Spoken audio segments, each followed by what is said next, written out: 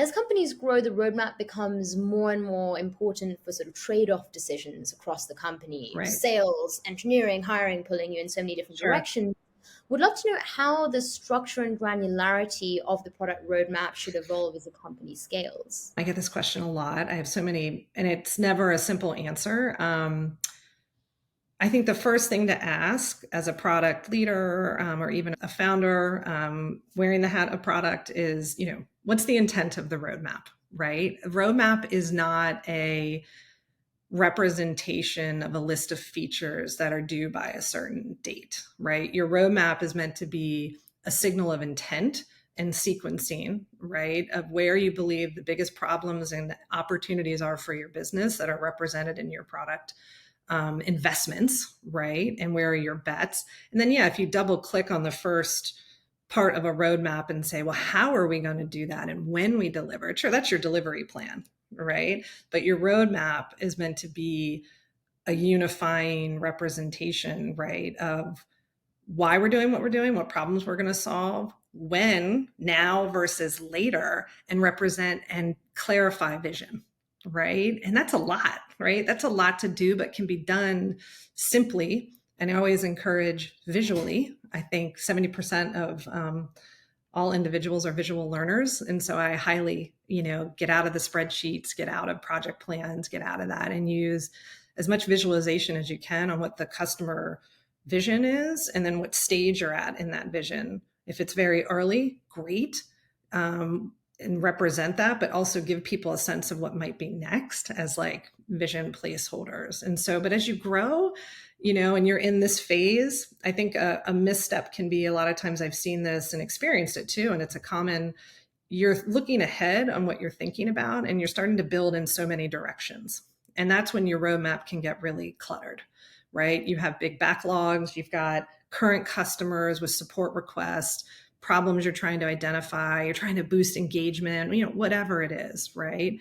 And that requires a lot of prioritization, and it requires prioritization in synergy with what you think the biggest problems are and opportunities that you have today, right? And then how do you empower your product leaders, if it's one person kind of spanning all of this, or you're scaling and now you have two business units and you have two people, you need to make sure they're empowered to have those prioritization frameworks to facilitate those decisions in sort of that quarterly mode or, within a shorter time frame, but it's still always linked up to that strategic plan and vision, right? And so there's a ritual kind of to that and how you visualize that, how you continually communicate and over communicate how you're making decisions, right? And how you're sequencing and why, and building confidence and trust in the roadmap, right? That when you do have a roadmap meeting, it's not a big surprise, right? People aren't taking it in. You want to rinse and repeat that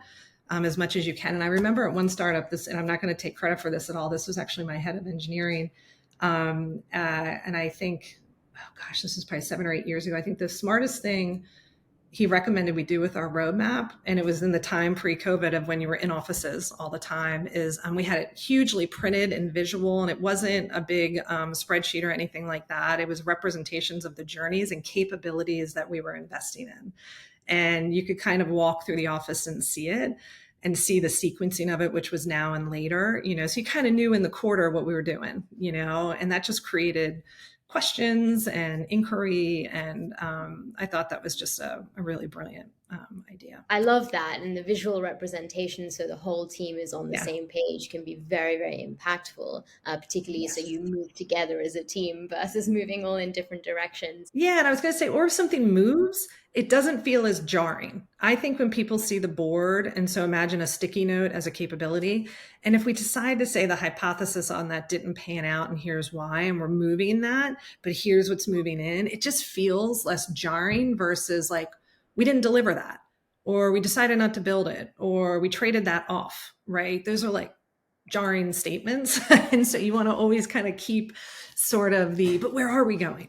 Right? And why? And can I see it? That's a lot of like, can we see it? Can we talk about it? And it's an art of communication that, that there's lots of tools and artifacts and things I've used over the years that I keep for that.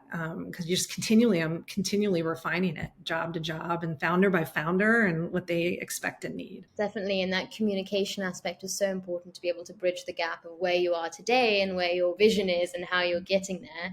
It reminds me of in the last Product Market Fit Academy episode we recorded, Guillermo shared some great advice that it's really important to be visionary, be aspirational, but don't only be visionary. Make sure you know what you're asking of your team right now The in order to sequencing, achieve that vision. exactly. Yes. And it really is the talents and strengths. It depends. I've worked for a lot of founders that they should be visionary. That's where you want them. And so you should be hip to hip with that person and articulating that. But a mission is different than your vision. And your vision should be 2 to 3 years, where you want to play, where you're different, why you believe it, what's happening in the space that, and Rinse and your CEO should be the biggest, and founders should be the biggest advocate for that. But where are we right now? And then why we're here is because there could be definitely pre-series A, series A, or if my God, if you don't have to take funding or whatever it is, you're trying to look for funding. You want to know what the next milestone is for the business. Okay, we want to invest in this next piece, but we're going to be here and we're going to show this, this, and this. And that's going to lead us to where we need to be next. And here's next, but don't distract yourself with it, but get excited about it. And it's not just words, there's actually like input and thinking around that.